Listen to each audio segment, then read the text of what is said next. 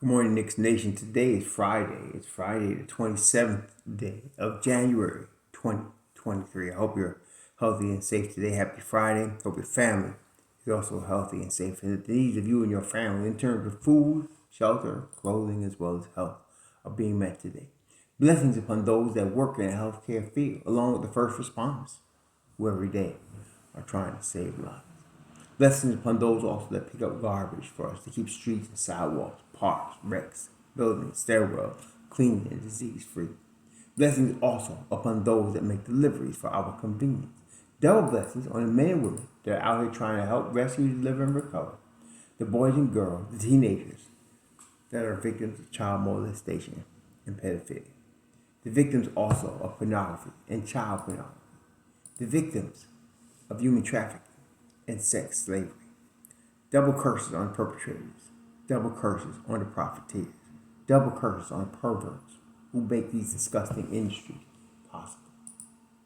Finally, blessings upon the homeless. There are nearly 600,000 men, women, and children, mostly children, and increasingly over age 65 adults, who are without a roof over their head, living in the streets of the United States of America, and millions around the world in similar or worse conditions. Blessings upon them, for theirs is the kingdom. There was a basketball game last night. New York Knicks defeated the Boston Celtics 120-117. It's the second big win the Knicks have had this week. After the loss of Mitchell Robinson, many people were writing the Knicks off.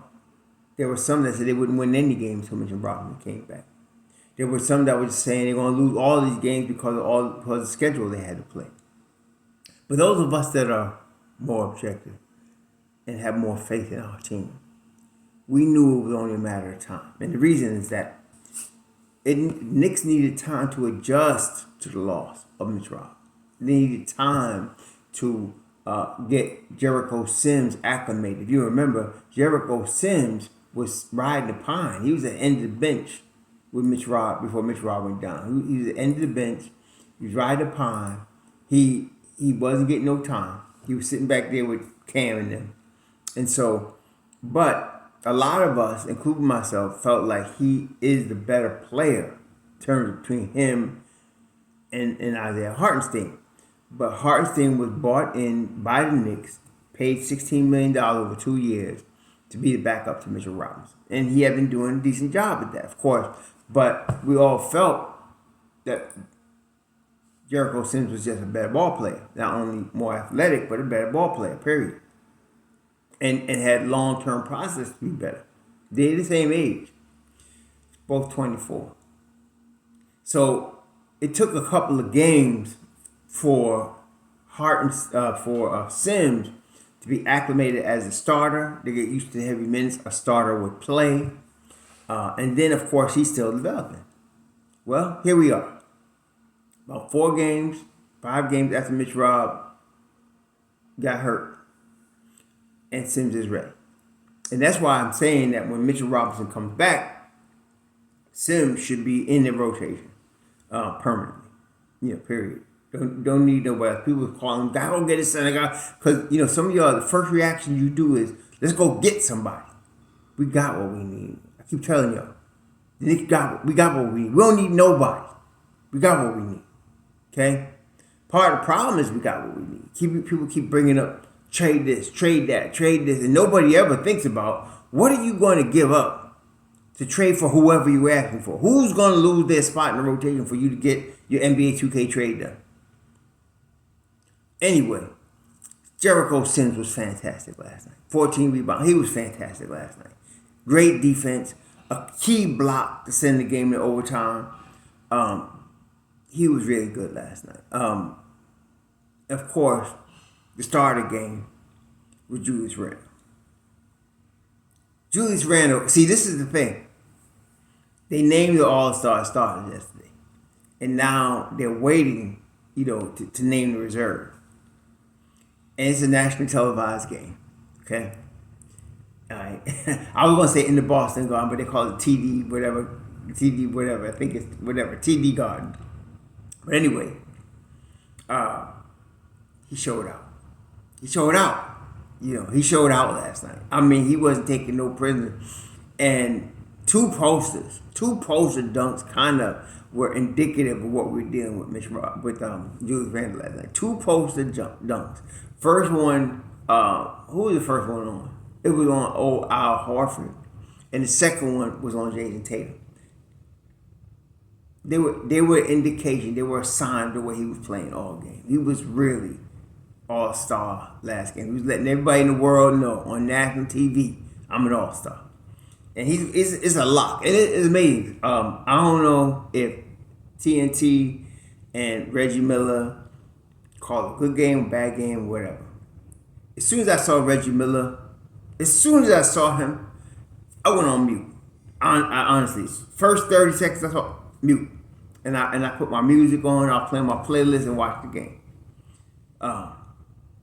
But I did see where Reggie Miller puts out a list of his picks for the All-Star reserve, and he has Jalen Brunson on there and not Julius Randle. This shows you why I tell you the national media has no respect for the Knicks and definitely doesn't know like we know in New York. I'm not saying Jalen Brunson shouldn't be an All-Star. I feel like he should be an All-Star. He just has a lot of competition at the guard spot. But you gonna tell me he deserves to be one above Julius Randle? You must be crazy. Okay? You must be crazy. So Juju did his thing yesterday. He's gonna be an All-Star. The next quest as far as personal All-NBA. And I feel like he's going to get that, especially if the Knicks are top 6 in the East, which I still believe they're going to be. Especially if they win 45 or more games, which I still think they're going to do. Never veered from that. And so, yeah, he's going to be all that. Now, if he does that and the Knicks win a first round series, all of us that had called for, well, I've already apologized because the man's changed. Okay, with Jalen Brunson acquisition helped him a lot. And the maturity of all the kids around. But all y'all calling for trading while his value's high, y'all can shut up now. Shut up. It ain't gonna happen. See, I wish things, Jalen Brunson drive me crazy. The other day I was texting my boys and I was like, man, I'd trade Jalen Brunson today. I was so mad at him because he dribbled the ball so dang much and caused so many bad possessions because of over dribbling. I was like, man, give quickly that basketball. Let's roll with him. I was so mad. But I also understand that's why you have hardly seen me have post-game. Everyone wants to get the post-game show on, right? Everyone wants the post-game comment, whatever. But after a win or loss, I like to do it next day because I want to give myself a chance to calm down and think clearly versus thinking on my emotion at the minute. You know what I'm saying? And most of y'all know what I'm talking about because most of you commenting on your emotion the next day. So I give myself 24 hours, calm down a little bit and then analyze it objectively. So I've had, moments like that, but Randle ain't going nowhere. So forget it. He's not going to be traded. He's just not. And I'm speaking more of objective than my own personal drug list. I'm just telling you he's not going anywhere. Okay, they're not going to trade him. He's NBA All-Star, and he might be an All-NBA player. I mean, just think about this for a second. Take your hate off and just think about it. An NBA player is on a playoff team, and that NBA player on the playoff team is All-NBA. You got an All-NBA front court player on a playoff team. You're trading him in his 20s. You're trading him? Anyway. See, sometimes the hate for your own team is so high that you can't even think clearly. All right? So, no, he's not going anywhere. And if they win a playoff series, he's going to be a legend in New York. They just won one playoff game, and they was going nuts outside Madison Square Garden against Atlanta. If they win a playoff series, it's going to be all kind of crazy. I think Carmelo won like 2 playoff series in the years that he was here. And he's a legend. Okay, so he ain't going nowhere. But somebody would ask, and I know, what about Obi Toppin? Yes, what about Obi Toppin? Let me tell you something. Mobb Deep was back last night. Right, Mobb Deep been back. I've been telling you for 4 games. Their production was increasing. They just again needed time. They needed time to gel, get back in the flow. And last game against Cleveland, they was back. But last night, and what I liked, another adjustment by Tom Thibodeau. I mentioned yesterday, I said, if he just plays him an extra 3 minutes, it'll make a big difference. You noticed yesterday in the fourth quarter. The game before against Cleveland, he took Mobb Deep out at the 9-minute mark in the fourth quarter. Okay, they played 3 minutes in the fourth. He took him out. And I said, Dad, he should let him play 2 more minutes. Well, last night, he started taking Mobb Deep out. And he doesn't do it all like at once. He'll put in 1 or 2 plays at a time. But he started moving out Mobb Deep. And to me, it's when Brunson comes back. Because then you got to take out Deuce, right? So about 7 minutes left in the game, he takes Deuce out. And I was like, okay. I was comfortable at that point because I was like, okay, they built enough of a lead. They got enough momentum. Let's get the Stars carriers home, okay? Of course, and I seen what Brunson was doing. I seen what he was doing. He was trying to run out the clock. And so he was taking his time every time, and he would. It was driving me crazy, but I knew what he was doing. He was trying to run the clock down and get baskets by running the clock down, and then going all the way through 24 seconds, and then get the basket at the end. That's what he was looking to do, run the clock down. But the problem was, by the time he started trying to get to the basket, there's only 9 seconds left. Okay, he had used up 15 seconds of the clock. I don't have a problem with him doing it. I think it was a smart move. But he kept the ball in his hand as if it was a last possession, right? But it wasn't a last possession. It wasn't a last possession. And so he kept trying to hold the ball, and then he was throwing it last second to somebody. It usually was Grimes or Julius trying to get a shot. And so that's what he was trying to do. I understand. I just would like him to move the ball. Let's do some more weaving, in that scenario. But I hear what he was trying to do. It was driving me crazy, but I understand the logic of it. At least there's logic to it. It wasn't him just hogging the ball. He was just trying to use up the clock and still get a basket. But that cost us because we weren't getting good possessions down the stretch, of regulation, which is why the game went in overtime. But of course, Rowan. See, that's the thing about Rowan, all right? Rowan is going to have some tough times during the game. And he was having a horrible game. Rowan was having a horrible game, no doubt about it. But then clutch time came. Big basket. Right corner. Swish from 3. That's wrong. See, that's what you want. That's why you keep that brother around. See, Rowan will do stuff like that. And Boston know about it. Boston know about it. Okay? From last year, Boston know about it. But that's why you have Rowan down the stretch, okay? Big basket, 2 big free throws down the stretch in overtime. That's why you have Rowan on your team, okay? Julius, too. And, it was 116, 117, I think it was. And Julius on the line. So I was like, okay. See, I try not to raise my expectations. I thought to myself, dude, if you could just hit one of these 2, if you could hit one. Because I know Julius is really not good down in situations like that. On the foul line, he's just not. So I thought to myself, dude, if you could just hit one, it's tied, right? And then we could roll from there. Homie hit both of them. He hit the first one, I was like, okay, we're good. Because now I felt like we could at least get a stop. Game's tied, we can go overtime. He hit both of them, though. Whoa, big time. Remember, and then I thought, oh, wait. Homie on national TV. He wanted to show Reggie Miller and Shaq and all of them and everybody watching that he's an all-star.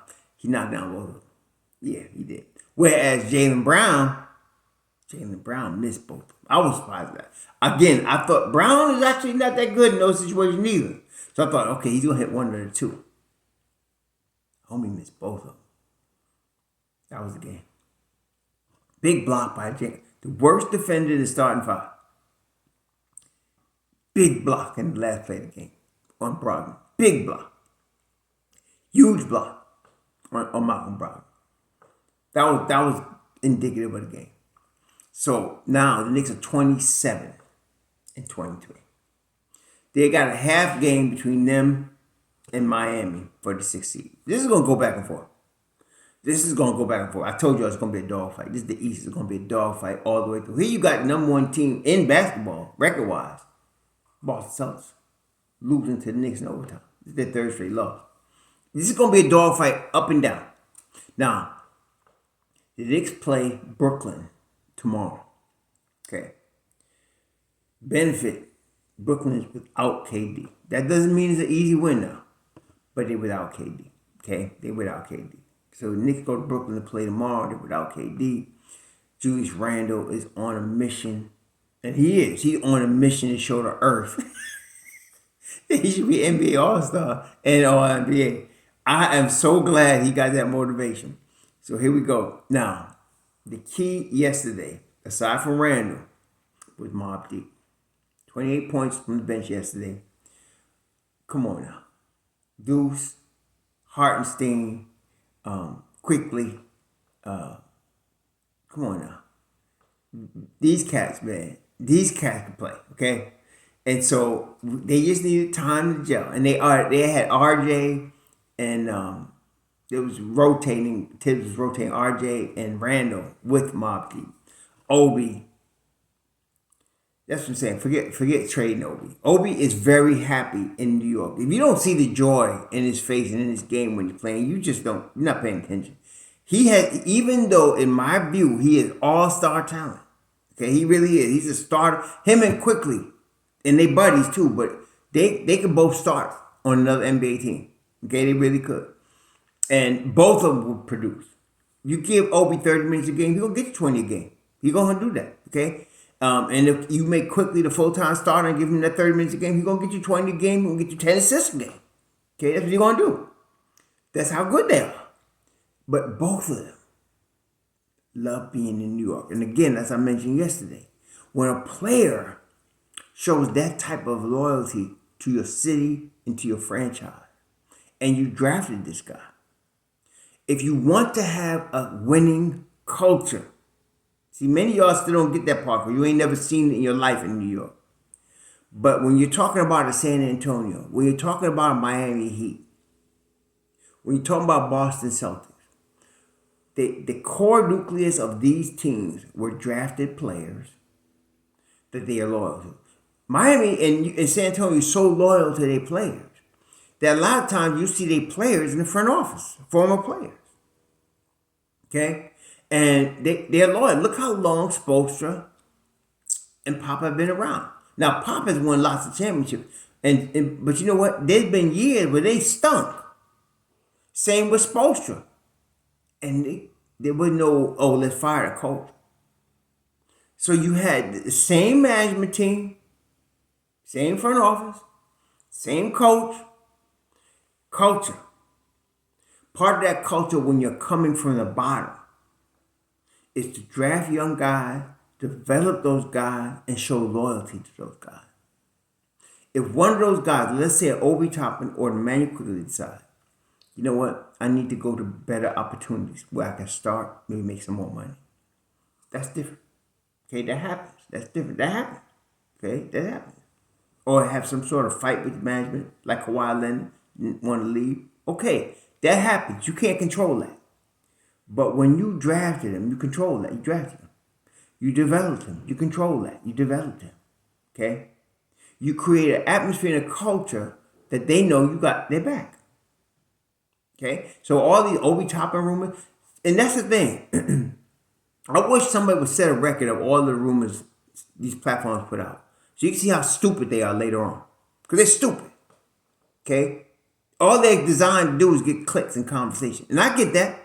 But I'm trying to tell y'all, it frustrates me because I said, this ain't happening. This is stupid. Okay? So, the Obi stuff, forget it, man. Unless Obi quietly went to his rep and said, listen, I can start for X team or Y team. Or his rep said, listen, Obi, I'm getting calls about you from this team or that team. You want to go there and start? If Obi was to do that, that's what I'm saying, you can't control that. But the Knicks just moving him, that ain't going to happen. As long as he's happy and content in his role in New York, he ain't going nowhere. Why would they? Why would you trade a guy with all-star talent? Okay? Why would you? For what? No. So, Mobb Deep is back. And as the year goes on, as I told you, they're going to get better as the year goes on. As the year goes on, when we come to the playoffs, nobody wants to see the Knicks. Nobody wants to see them. And to be able to go, usually in the playoffs, okay, teams tighten up their rotation. You might see 7 or 8 in the playoffs. That's how they do it. Tom rolls with 9. He gets this 9 thing and he rolls with it, okay? So you're going to get 9 guys in the rotation. They don't want to see the Knicks in the playoffs. They don't, okay? And then when Mitch Rob comes back and he gets in the flow, no, man, we good. We good, see? So, and like I said, I've been trying to get to some of y'all and say, listen, all these NBA 2K trades, look, trades, big trades for the Knicks in the summer. In the summer is when you could talk about all that. Right now, they don't make no big trades. It's not going to happen. I know some of you are disappointed because you really, I think you live, eat, and sleep, trading and dealing. But no, going to big trade. All they need now is to tighten up the roster a little bit by moving Cam and moving Evan. And they can keep D Rose because he's expiring anyway. He's expiring. So they can keep him. That's $15 million coming off the books at the end of the year. Well, we need to trade Cam, get some more draft assets. Trade Evan Fournier and get rid of that $19 million for next year. Okay? That's what we need. Tighten up the roster a little bit. I don't even care who they get back. Okay? You can get back Jay Crowder. I don't care who it is. Okay? Whoever they get back, I'm going to tell you what. If they play, it's going to be like 8 minutes a game. The rotation is set. Ain't nobody leaving the rotation right now. So whoever the Knicks get, they're going to play like 8 minutes a game. Okay? It's not going to be, if it's Saric, if it's Crowder, if it's Ibaka, they're going to play like 8 minutes. That's it. That's not rotation minutes. They're going to get like back to the rotation minutes. Because that's all we need right now. We don't need nothing else. Okay? So, anyway, good win by the Knicks. Very impressed. Tomorrow night against Brooklyn, it's on. It's always on. It's another one of them records don't matter games. It's always on. We in Brooklyn. It's like a home game. But it's going to be on. So, let's do this fight, y'all. Let's do this fight. All right. So 2 straight. Let's go back to Brooklyn and do what we got to do. Knicks 27 and 23. Enjoy your weekend. Enjoy the game. Shalom.